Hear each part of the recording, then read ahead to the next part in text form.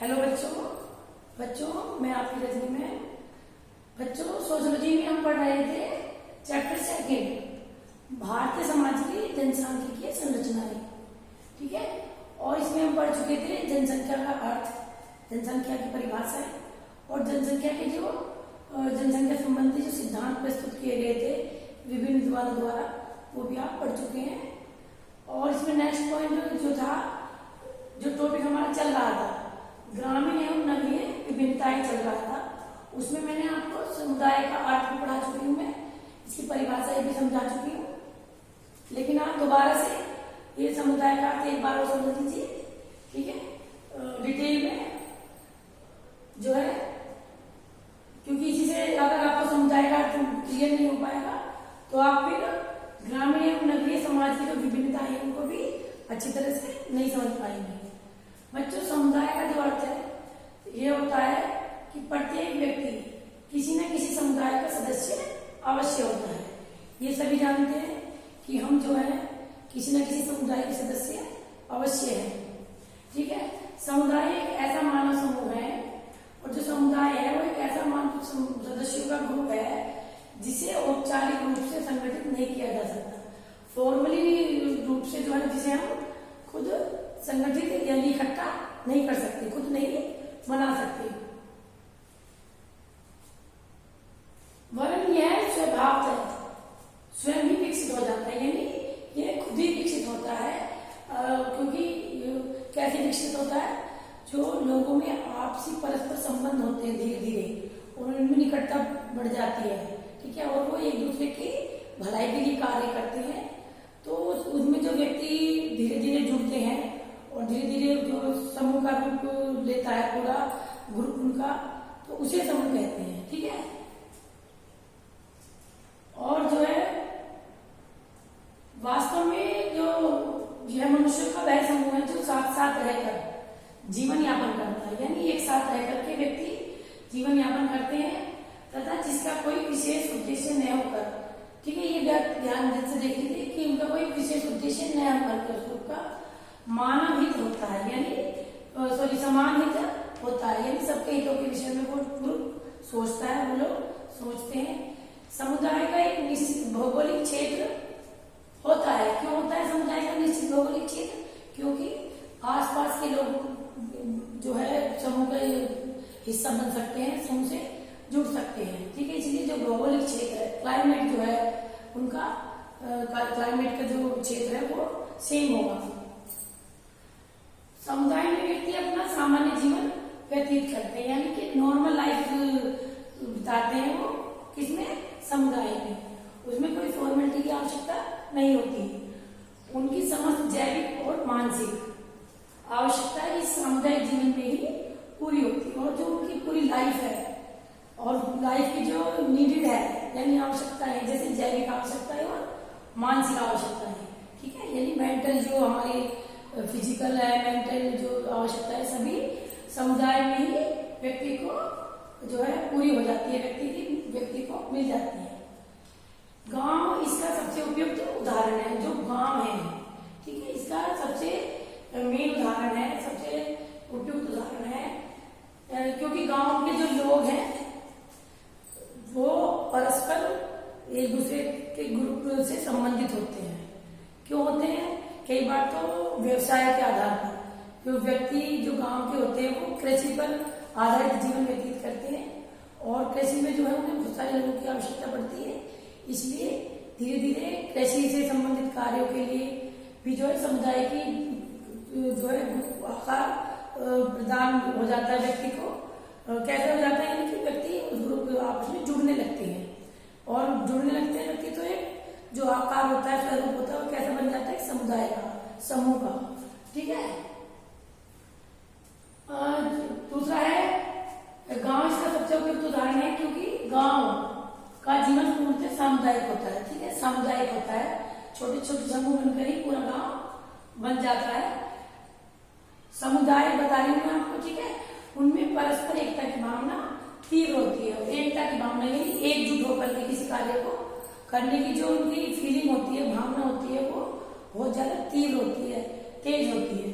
समुदाय का दूसरा उदाहरण नगर है।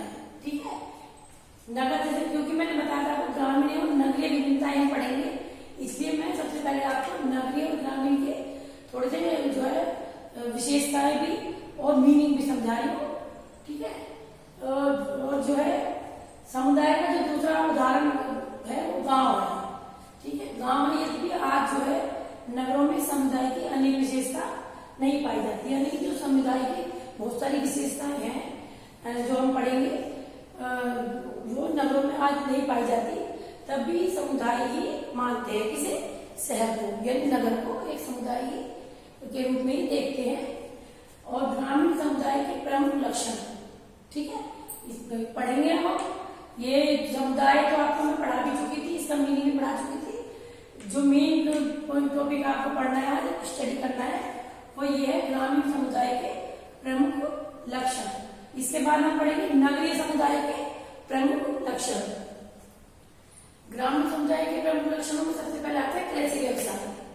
ठीक है, ये तो सभी जानते हैं बच्चों कि जो गांव में लोग निवास करते हैं उनका जो व्यवसाय होता है वो कृषि होती है। ठीक है, और कृषि पर आधारित ही जीवन व्यतीत करते हैं।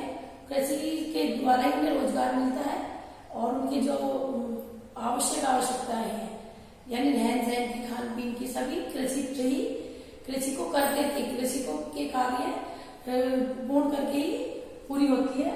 इसलिए जो प्रमुख लक्षण है गांव के समुदाय का क्या है कि कृषि का व्यवसाय उनमें पाया जाता है। दूसरा है प्राथमिक समूह का महत्व। प्राथमिक समूह का महत्व यानी कि जो परिवार होता है, गांव के जो परिवार है वही प्राथमिक समूह का उदाहरण है। और परिवार की उन्नति के लिए जो है परिवार के सभी सदस्य एकजुट होकर के कार्य करते हैं। और जो परिवार का मुखिया होता है, मुखिया क्या करता है, मुखिया एक तो परिवार के सभी सदस्यों के आवश्यकता की पूर्ति करता है, सभी सदस्यों की जो समस्याएं होती है उनको सुलझाता है। और साथ ही जो प्रत्येक व्यक्ति जो जुड़ा हुआ है समूह परिवार से, यानी प्राथमिक समूह से, प्राथमिक समूह का मुख्य उदाहरण है परिवार।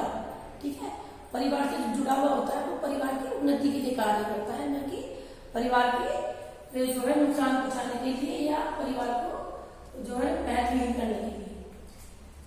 थर्ड लक्षण है ग्रामीण समुदाय का कम जनसंख्या। ग्रामीण समुदायों में कम जनसंख्या ही होती है। क्यों होती है? क्योंकि जो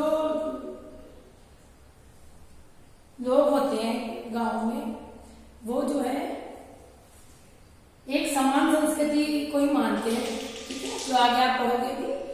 और कम जनसंख्या इसलिए होती है, मेन चीज पॉइंट हमारी यही है कि जो व्यक्ति वहां पर रहते हैं गांव में, ठीक है, जो गांव में रहते हैं वो गांव में ही रहकर कृषि करते हैं। ठीक है, जो परिवार के सदस्य हैं वो गांव में ही रहकर कृषि करते हैं, क्योंकि कृषि में बहुत ज्यादा व्यक्तियों की आवश्यकता होती है, तो वो दूसरा व्यवसाय तो अपना नहीं सकते। और न ही उनके व्यवसाय में कोई बाहर का व्यक्ति आकर अपनाएगा, क्योंकि गांव में किसी प्रकार के औद्योगिकरण की जो है सुविधा नहीं होती, न ही किसी प्रकार के उद्योग धंधों का संचालन किया जाता है गांव में। ठीक है, तो बाहर के सदस्य आकर के गांव में निवास नहीं करते, इसलिए गांव की हमारे समुदाय के प्रमुख लक्षण है उनमें कम जनसंख्या का लक्षण भी पाया जाता है। फोर्थ है समान संस्कृति। गांव के लोगों की समान संस्कृति क्यों होती है? क्योंकि वो उनका जो भौगोलिक क्षेत्र है वो एक ही होता है और आसपास के लोग ही, आसपास के समूह से ही उनका समुदाय का निर्माण होता है। और समान संस्कृति इसलिए कि जो गांव में लोग रहते हैं उनके जो रीति रिवाज है एक जैसे होते हैं, खाना पीना जो बनाते हैं वो भी एक जैसे होते हैं, और जो त्योहार वगैरह, धार्मिक अनुष्ठान वगैरह करते हैं वो भी एक जैसे होते हैं, उनमें किसी प्रकार का अंतर नहीं पाया जाता। उनके आपस के जो व्यवहार होते हैं वो भी सेम होते हैं, इसलिए गांव में समान संस्कृति पाई जाती है। पांचवा पॉइंट है प्रकृति से निकटता। गांव के समुदाय के लोगों की जो है प्रकृति से निकटता होती है। क्यों होती है? क्योंकि गांव के व्यक्ति कृषि कार्य करते हैं, कृषि कार्यों में लीन रहते हैं और सुबह से लेकर संध्या, सूर्योदय से लेकर के संध्या शाम तक, यानी संध्या तक वो अपने कृषि कार्यों में ही जुटे रहते हैं, लगे रहते हैं, इसलिए प्रकृति से उनकी निकटता हो जाती है और निकटता, प्रकृति के निकट वो लोग रहते हैं। सिक्स्थ है हैं जाति व्यवस्था की प्रधानता। गांव में क्योंकि आप देखोगे कि जो गांव के समुदाय के लक्षण हैं वो सभी जाति व्यवस्था के जो लक्षण है, विशेषताएं, जो जाति की विशेषताएं हैं जो आप पढ़ोगे आगे, और जाति की विशेषताओं पर आधारित होते हैं। और जो गांव के जो मुखिया होते हैं वो भी इस जाति व्यवस्था को वो मानते हुए या व्यवसायित करते हुए ही कार्य करते हैं। और मैंने बताया कि जाति की जो विशेषताएं होती है उनकी व्यवस्था पाई जाती है किसमें, ग्रामीण समुदाय के जाति व्यवस्था में। ठीक है, जाति व्यवस्था की प्रधानता हम इसी से समझ सकते हैं कि जो लोग समुदाय में जुड़े हुए होते हैं वो अधिकतर एक ही जाति के होते हैं और अपनी जाति के लिए कार्य करते हैं और अपनी जाति के उठान के लिए, यानी उत्कृष्टता के लिए कह सकते हैं, या अपनी जाति को ऊपर उठाने के लिए वो कार्य करते हैं। और इतना भी वो व्यवस्था रखते हैं कि उनकी जाति के लोग जो है दूसरे की जाति के लोगों से किसी प्रकार की उनको हानि न पहुंचे। तो हम इस शॉर्ट में मैं कह सकती हूँ या आप समझ सकते हैं कि जो जाति व्यवस्था की प्रधानता है वो भी ग्रामीण समुदाय के प्रमुख लक्षणों का ही भाग है। सेकंड है कर्मवाद और भाग्यवाद में विश्वास। जो गांव के लोग हैं वो कर्मवाद और भाग्यवाद में विश्वास रखते हैं। कैसे रखते हैं कि यार मान लीजिए किसी व्यक्ति को का कोई नुकसान हो गया है या कोई बुरा संकट उसके ऊपर आ गया, विपत्ति आ गई है, तो लोग कहते हैं कि ये इसके पिछले जन्मों का कर्मों का जो है फल है। और कुछ काम तो जो है गांव के लोग भाग्य पर छोड़ देते हैं कि ये अगर हमारे भाग्य में होगा तो ये हमें मिल जाएगा या हो जाएगा ये पूरा, और अगर हमारे भाग्य में नहीं होगा तो ये कंप्लीट और नहीं होगा, ये हमें नहीं मिलेगा। नेक्स्ट पॉइंट है प्राचीन विश्वासों की मान्यता। ऐसा सभी जानते हैं कि गांव में अधिकतर प्राचीन जो विश्वास, प्राचीन जो संस्कृतियां चली आ रही है उन्हीं को अभी तक हम देखते हैं, हम देख सकते हैं गांव की परंपराओं में। तो ठीक है, और देखने को मिलती है जो प्राचीन विश्वास, यानी कि जैसे आप कह सकते हैं कि जादू टोने का विश्वास, ठीक है, या देवी देवताओं में विश्वास, और दूसरे मान लीजिए किसी को कोई रोग हो गया है तो उनका ये विश्वास रहता है, ये मान्यता रहती है कि ये स्वतः ही सही हो जाएगा, या फिर वो इतनी हद भी करते हैं कि किसी जादू टोने से ही किसी भयंकर बीमारी का उपचार करने की कोशिश करते हैं। सेकंड पॉइंट है संयुक्त परिवारों की व्यवस्था। गांवों में संयुक्त परिवारों की व्यवस्था क्यों होती है? क्योंकि ये पॉइंट मैंने आपको बताया था, क्योंकि कृषि पर आधारित लाइफ होती है गांव में और ज्यादा से ज्यादा लोगों की आवश्यकता होती है कृषि कार्य को करने में। ठीक है, तो सभी लोग उसमें जुटे रहते हैं और जो परिवार है धीरे धीरे एक पीढ़ी से दूसरी पीढ़ी तक बढ़ते चले जाते हैं परिवार, और उनके जो सदस्य रहते हैं वो कृषि कार्यों में लगे रहते हैं, जिनके कारण वो जो है बाहर नहीं जा पाते गांव छोड़ करके। ठीक है, और किसी और अन्य कार्यों में भी, अन्य व्यवसायों में भी नहीं लग पाते, जिसके कारण संयुक्त परिवार की जो व्यवस्था है गांव में वो बनी रहती है। ठीक है, 10वां पॉइंट है विवाह की पवित्रता। ग्रामीण समुदाय के प्रमुख लक्षण में विवाह की पवित्रता भी देखने को मिलती है। विवाह की पवित्रता जो है ये पूर्व जन्म का जो कह जाते हैं, पूर्व जन्म के हमारे पिछले जन्म के जो रिश्ते हैं, इस तरह की बातें मानते हैं गांव के लोग, और उसके आधार पर जो पति को जो देवता मानते हैं पत्नी, और एक विवाही पर जो एक विवाही नहीं, एक पति जिसमें एक स्त्री होती है और एक पति होता है, उनकी उसी एक विवाही विवाह को ही मान्यता प्रदान की जाती है, और जो विवाह की पवित्रता है उसको ज्यादा ऊंचा माना जाता है एक तरह से। ठीक है, 11वां पॉइंट है इसमें जजमानी प्रथा। जजमानी प्रथा से अर्थ है जैसे कि गांव में आप देखते होंगे जिन लोगों के पास जमीन होती है, यानी जो भूमिपति होते हैं, या आप कह सकते हैं जो जमींदार होते हैं, ठीक है, उन्हें तो हम कहते हैं जजमानी। और जो इन भूमिपति या जमींदारों के अंडर में काम करते हैं, उनके खेतों में काम करते हैं, उन्हें क्या कहेंगे? उन्हें हम कहते हैं प्रजा, या प्रजा बोलते हैं उन्हें, या एक शब्द और इंग्लिश में बोलते हैं, मुझे याद नहीं आ रहा थोड़ा, है ना। मैं बता दूंगी आपको, जजमानी प्रथा बोला जाता है उसमें, ये आपको क्लियर हो गया। जिनकी जमीन होती है वो भूमिपति या जजमानी कहलाते हैं, और जो उनके खेतों में वर्क करते हैं, जैसे धोबी, लुहार, बढ़ई और अन्य किसी भी कास्ट के व्यक्ति या उन्हीं की कास्ट के व्यक्ति, उनको क्या कहते हैं, उनको प्रजा कहा जाता है। ठीक है। और 12th पॉइंट हमारा सरल जीवन। गांव में आप देखते होंगे कि देखते हैं हम कि हमेशा जो लाइफ है बहुत ज्यादा इजी होती है, बहुत सरल स्वभाव के लोग मिलते हैं गांव में, और जो उनका हम कह सकते हैं कि जो उनके मन में होता है वही उनके लाइफ में हम स्पष्ट देख सकते हैं।